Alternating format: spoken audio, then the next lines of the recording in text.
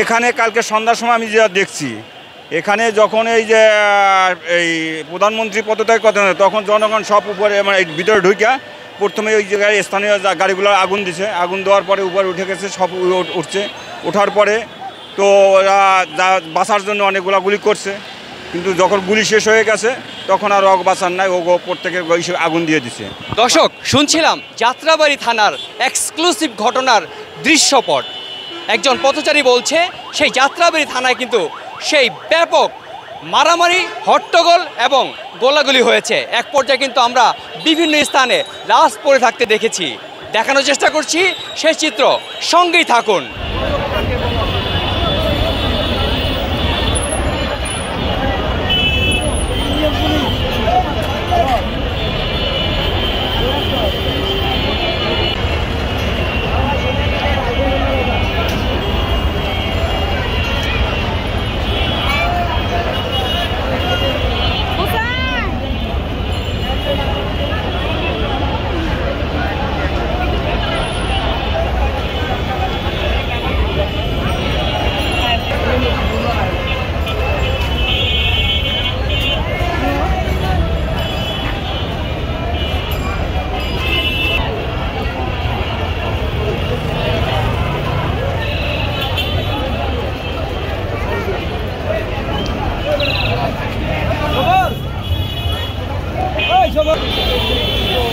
যুদ্ধের সেই বর্বরতা আমরা দেখিনি, কিন্তু 2024 সালের আমরা দেখেছি।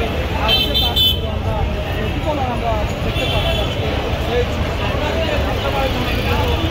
বলিয়ে দেওয়া হয়েছে, দর্শক যাত্রাবাড়ি দেওয়া হয়েছে।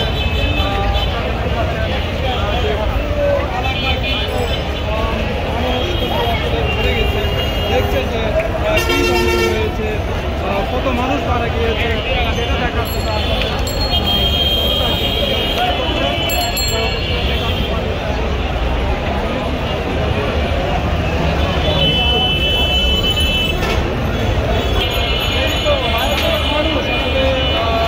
দেখেছি, মৃত্যু দেখেছি, পড়ে আছে রাস্তা দেওয়া হয়েছে।